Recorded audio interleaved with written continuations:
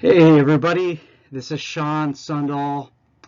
We are on a Wednesday evening. It's July 22nd, 2021, and the time right now is 10:03 p.m. as I record at this minute. Most of my videos are pre-recorded. Those of you that don't know, I have a full-time job. I don't post videos. I don't make videos while I'm working, while I'm being paid by my employer during certain hours. I wait until afterwards, and if I record it on a certain day or time, I will post after I ended my shift. I don't want anybody to have the impression that I am recording this stuff, doing these extracurricular activities on the clock, and I am not. I'm fully transparent with everybody. So we're actually at 10 o'clock p.m. This is one of the videos where I'm actually recording almost the same hour, but for sure the same day. Okay, let's move on and let's get with it. So yesterday or the day before, I hit the 1,000 subscriber. I think it was yesterday. I hit the 1,000 subscriber mark. This is a milestone for the security and investigations leadership channel as a whole. Other videos I mentioned that I want this channel to be a community of people who put all kinds of positive vibes in it, great input. This is a community, and we hit 1,000 subscribers. I never thought that so quickly we would hit 1,000 subscribers, but we did. I had this channel for about 7 to 8 years, but I just posted some videos that really didn't go anywhere, and it wasn't until the last year or so that I began putting more time and effort into the video. So we're at 1,000 subscribers. I really appreciate you guys that are subscribed to this channel. You guys know that I put a lot of political commentary in my videos, mostly on the conservative side. Those of you who happen to be liberal, thank you for bearing with me. Thank you for hanging on the strings. I really appreciate you guys. It doesn't matter what you are, if you're liberal, if you're Republican, conservative, if you are a libertarian, as long as you respect law enforcement, you respect the United States of America, I think we're on the same page. But if you don't like law enforcement, you hate United States of America, this is not the channel for you. So I'm asking if you can leave. I usually get 3 people that leave, but I know that I have a strong 1,000 subscriber base, and even if I get to 980 because of what I just said, that's okay, because I have a strong subscriber base, and I appreciate you guys. So this is why the 1,000 subscriber mark is so relevant. You have ASIS, the American Society for Industrial Security. This is one of the largest private security organizations. Well, I want to say largest community of private security organizations in the whole nation of the United States. But in my honest opinion, now I'm not a member of them, I believe that they represent the larger companies out there. And we all know who they are. I'll discuss them in a minute. I don't believe that rank and file private security officers are represented as much as they should be. But that's just my personal opinion, you guys. And also, in California, now if you're tuning in from another state, I think that this video does have some relevance to you, because eventually some of these crazy laws in California will encroach themselves on you guys that are in other states. So I think it'd be a good idea just at least to listen, especially if you're working a private security post or even a private investigator surveillance assignment and you have nothing else to do. Maybe the subject is not coming out, or you're really bored. Just keep tuning on in. Okay, this video should be no more than 15 minutes, I suspect here. So California, we have the Saga. That's California Association of Licensed Security Agencies, Guards, and Associates. And this is the thing about Saga. I do have a lot of respect for them. They do a lot of positive things for the private security industry, a lot more positive things that I have done for the private security industry. But this is the issue that I have. Okay, Their executive committee is composed of 5 people. Okay, the president of Saga is David Chandler, and he runs a private security training company, and I think he has a private security guard service as well. He's a president. I have no issues at all with David. He does a lot of positive things for the industry, but let's look to see who the executive committee is. So we have somebody from G4S, okay, Allied, okay, Allied, you guys, and Securitas. These are the major 3. There's another company, I can't remember the name of the company that this person represents, but you guys, these are not your guard force or your guys that are standing post, or they're standing guard somewhere. Okay, these are the people that are in leadership positions for G4S, Allied, and Securitas. Okay, this is your executive committee. And what I would like to see in the future is committee members that are composed of the guys that are working the post.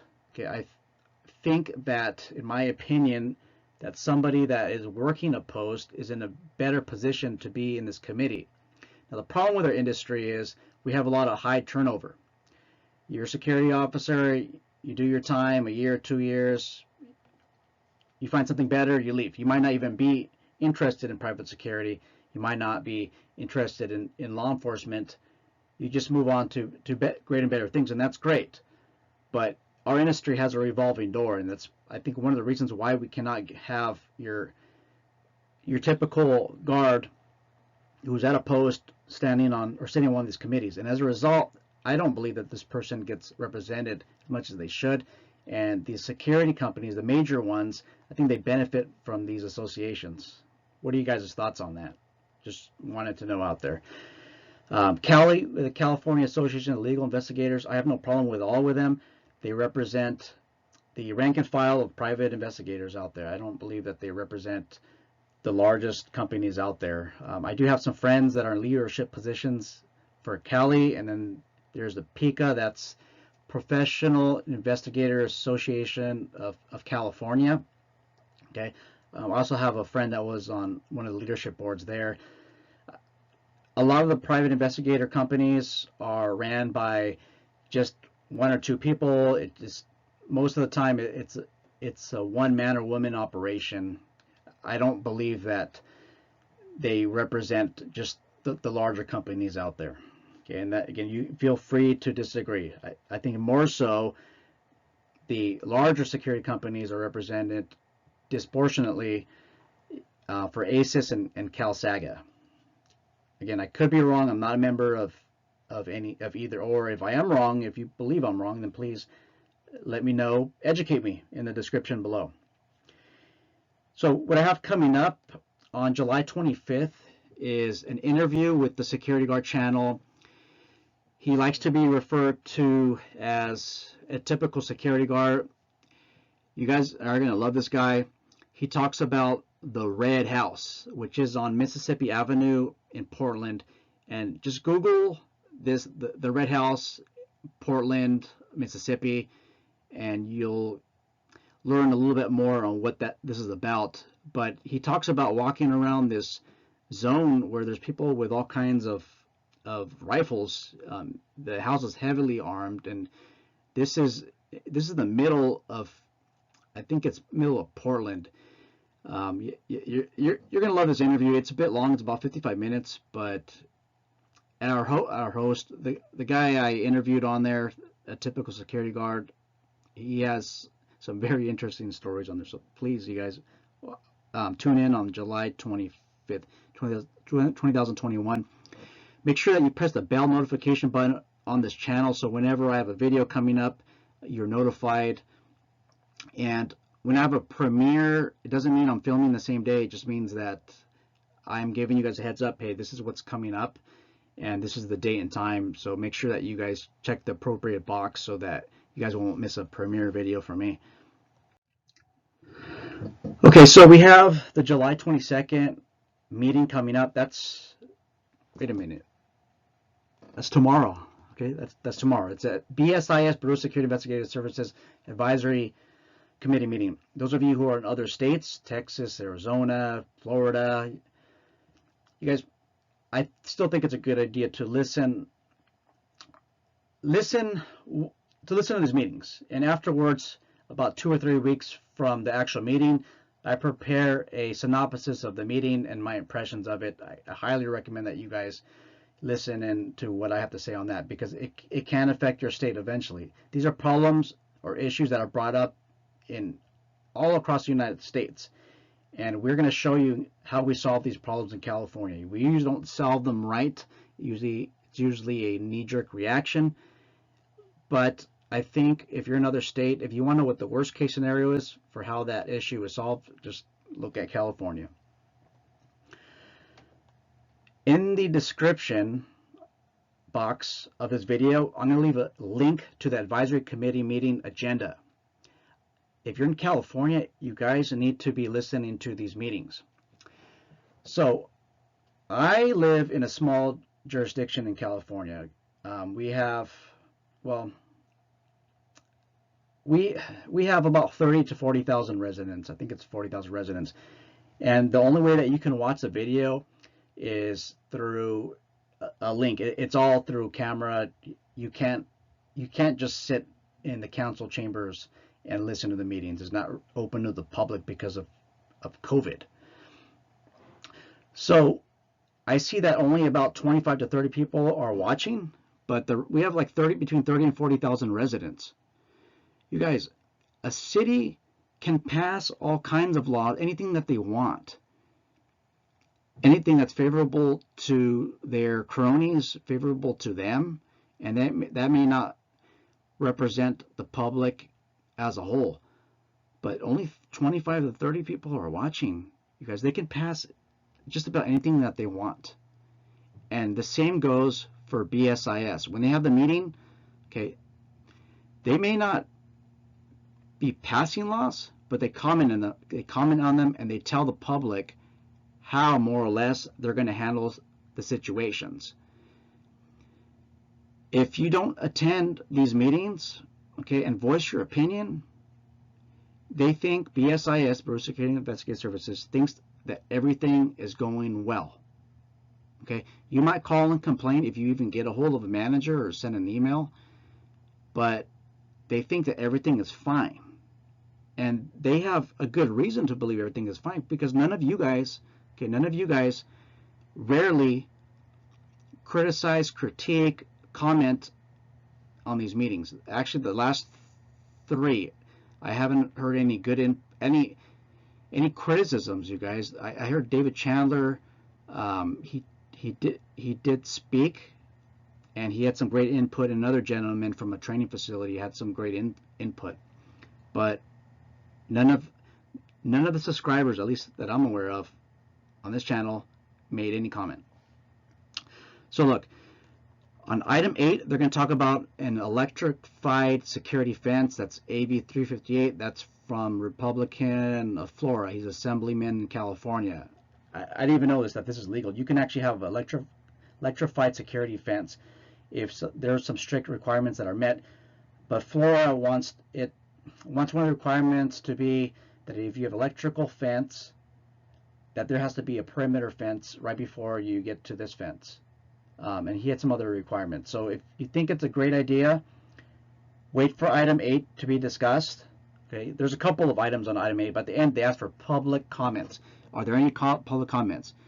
And the moderator is going to show you how to make a comment at the beginning. Okay, these discussions are usually between 2 or 3 hours long, but at the beginning, just listen on how you can make a public comment right now as you speak on your computer through a webcam. It's easy. You guys don't have to fly to Sacramento. You do it from wherever you are at. You could probably do it from your cell phone, sitting in your car.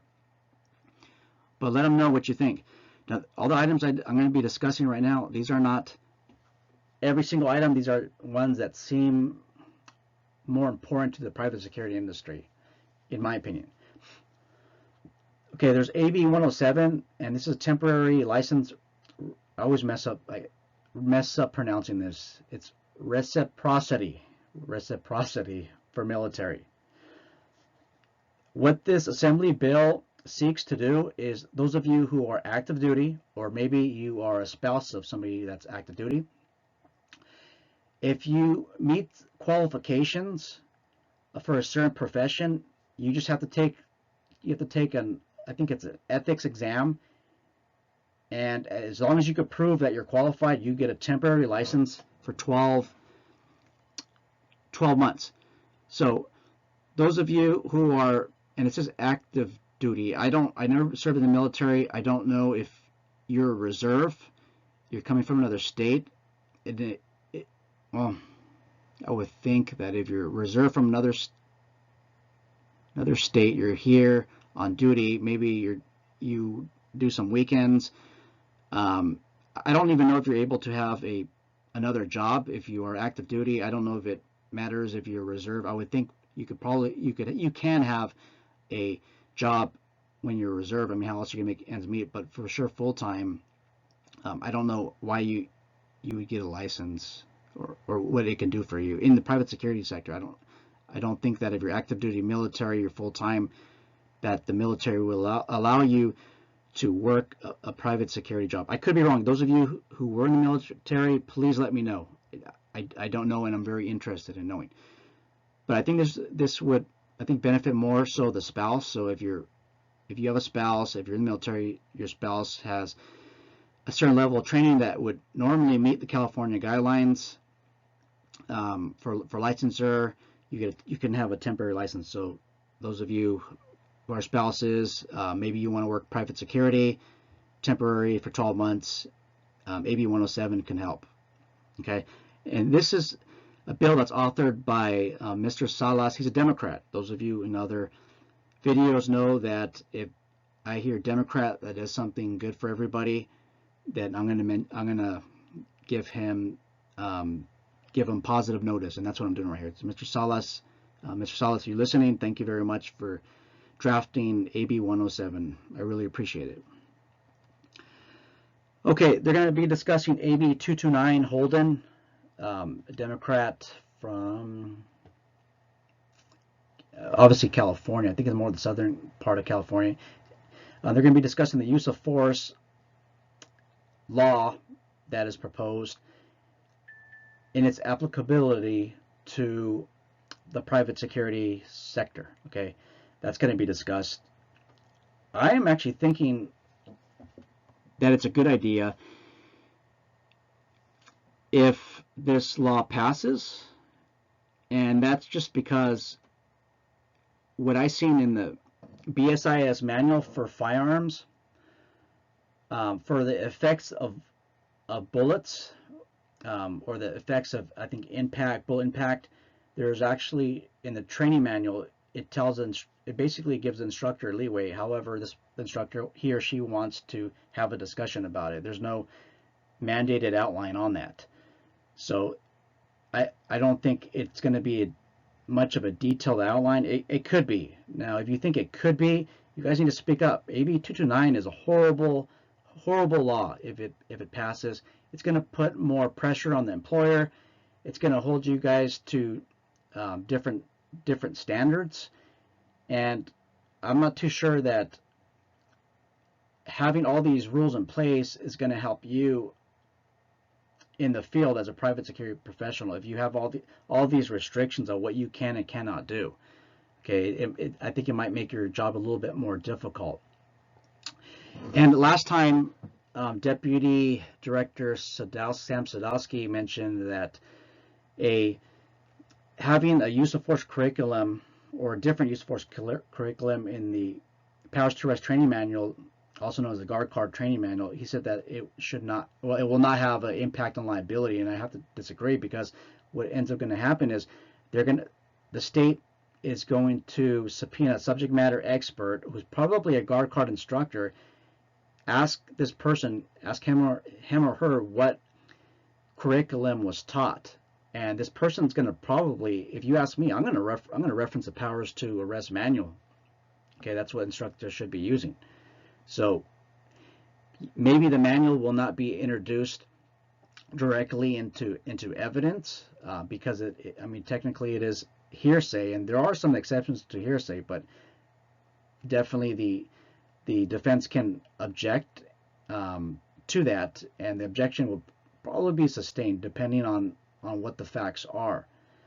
But I believe that adding more curriculum in the use of force, when it's added, it's going to benefit, I want to say, maybe BSIS, or I think it'll benefit maybe the people that you deal with instead of benefiting you. I think it should be, the whole manual should be designed a little bit more neutral, because the more restrictions that are on private security, the more dangerous it is on you guys. There's a little bit more rules.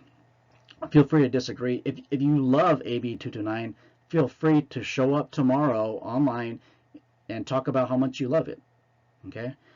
Now make sure that you guys are researching these laws so that you sound at least articulate when you talk to BSIS, because talking to them, I mean, they do know their stuff, and it is challenging. Sometimes for some people it's intimidating to talk to these government officials who have a high level knowledge base. Again, feel free to disagree on that, but the ones that at BSIS that have been talking, a lot of them know what they're talking about.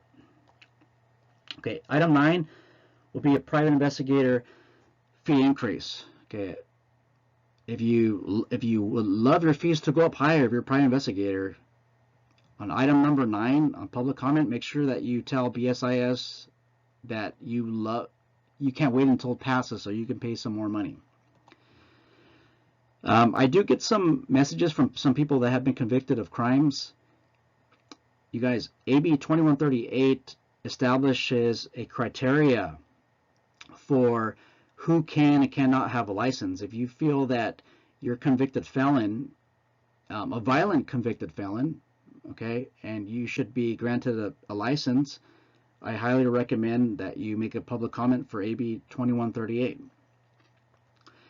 And item number 11, my favorite. This is going to be public comments not on the agenda.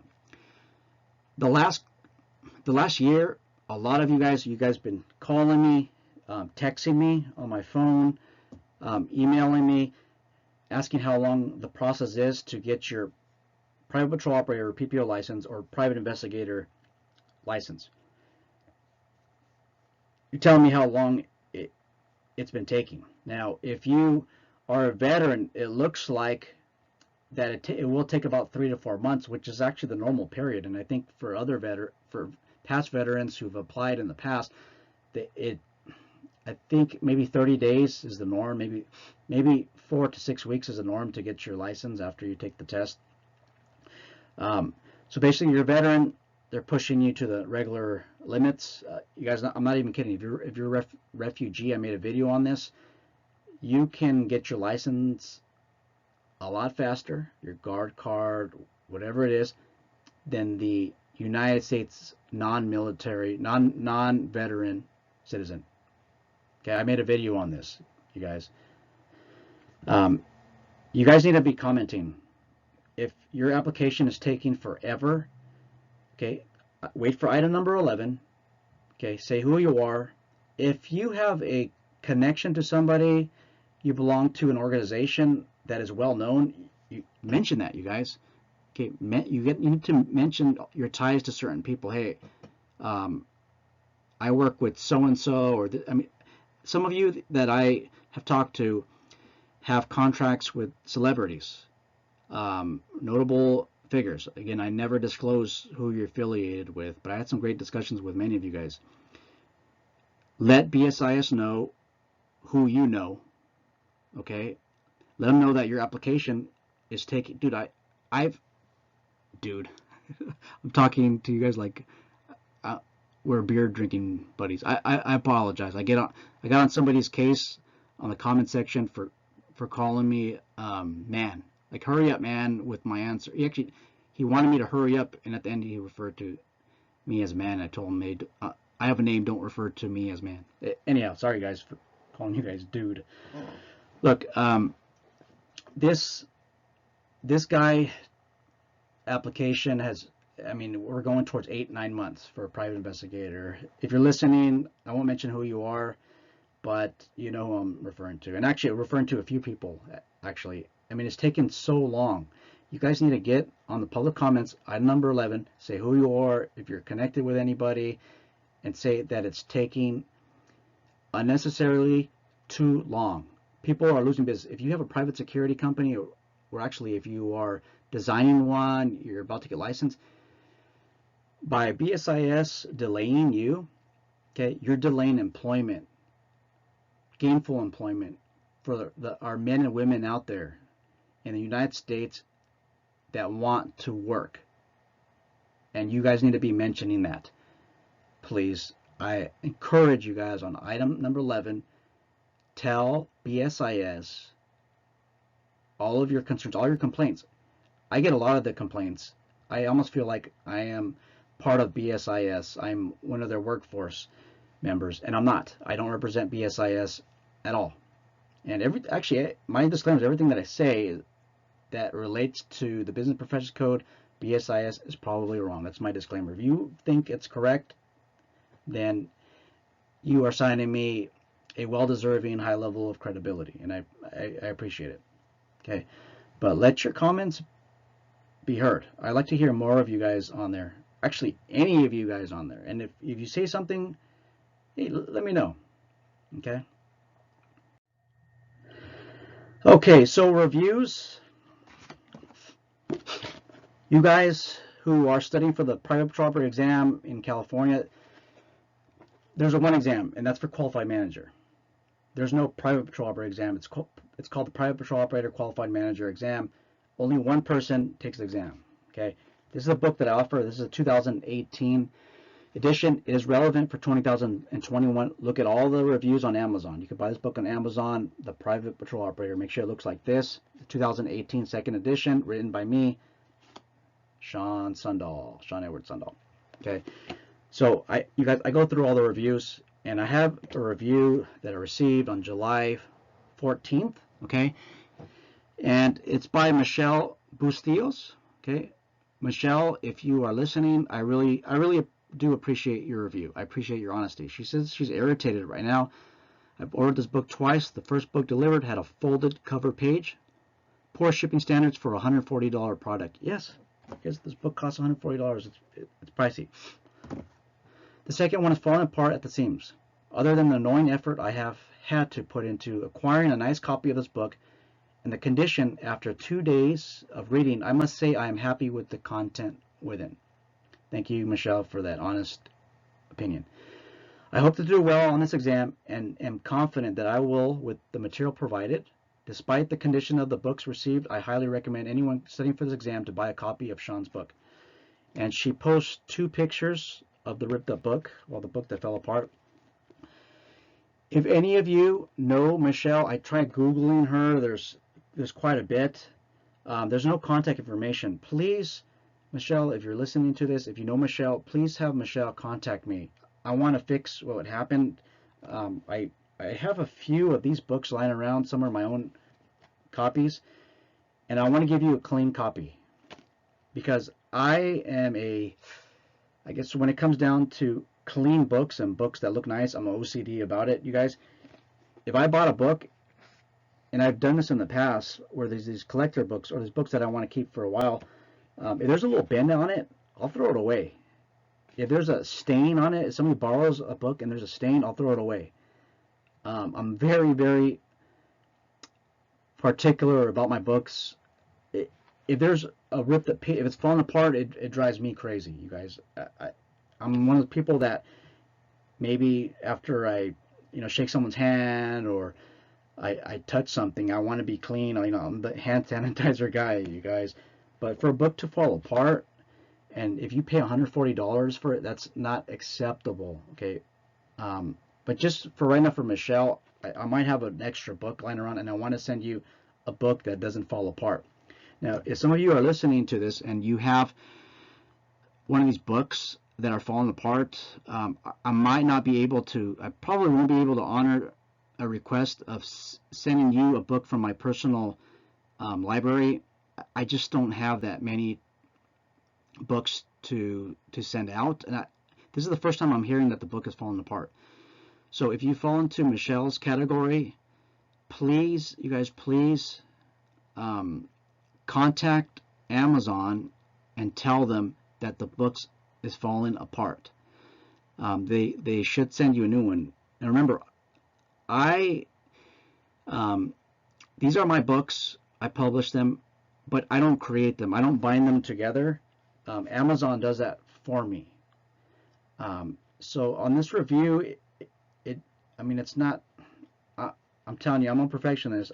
I love 5 stars. I know she gave me 3, but that's really because the book fell apart. I just don't feel I'm responsible for the book falling apart, but I asked for honest reviews, and I'm not holding it back. This is a 3-star review. To me, this is not the best reviews.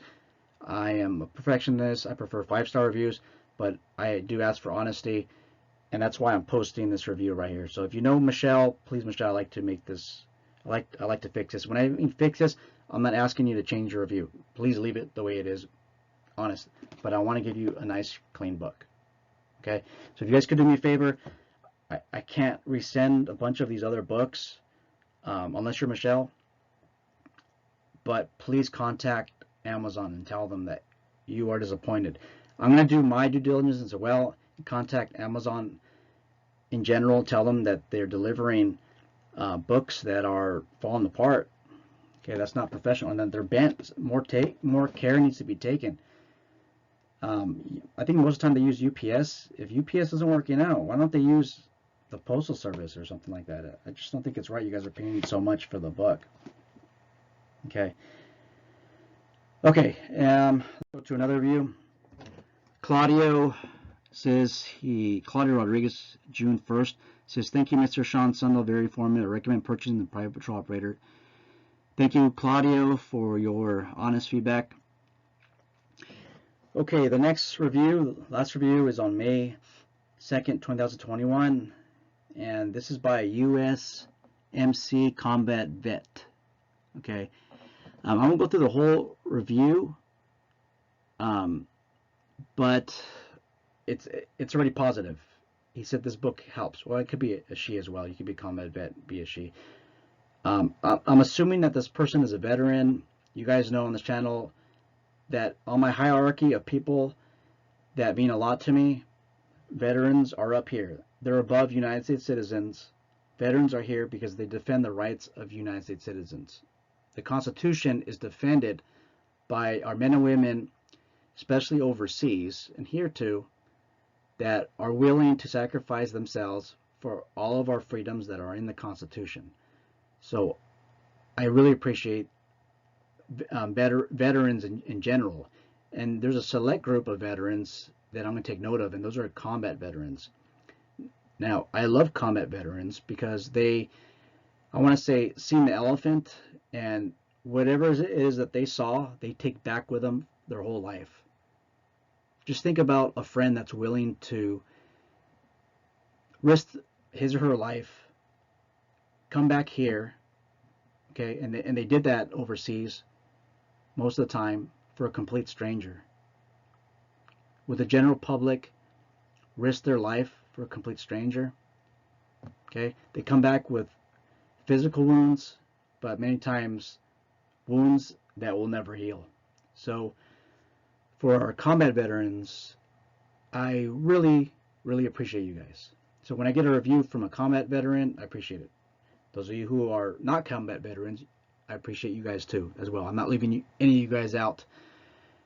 There's a time and place in your career actively serving the United States where you had a post and you couldn't leave the post. Maybe you went somewhere far away. There's some sacrifices that you made. You sacrificed time away from your family to stand ready to defend your country. So it doesn't matter what branch you were in, Coast Guard, Air Force, Army, Marines, Navy. Doesn't matter if you're actively engaged in combat. You're a veteran. You're up here. United States citizens are next. Okay. Anything under that, it's like a ladder. Okay. Well, you guys, hopefully you enjoyed this video. If you guys have any comments, questions, concerns, feedback, would appreciate it. If you guys want me to interview somebody else out there, a particular person that's obtainable for somebody that has 1,000 subscribers, please comment. I do have some interviews lined up with some of you. I think 2 others of you who are in the private security sector. I am still getting used to interviewing and using the software, using Zoom, and I'm going to admit that the security guard channel really was the host. He's the one that provided the Zoom account, so I'm still trying to figure all this stuff out. You guys all take care, be safe, and make sure that you share any content in this channel that's helpful. Take care.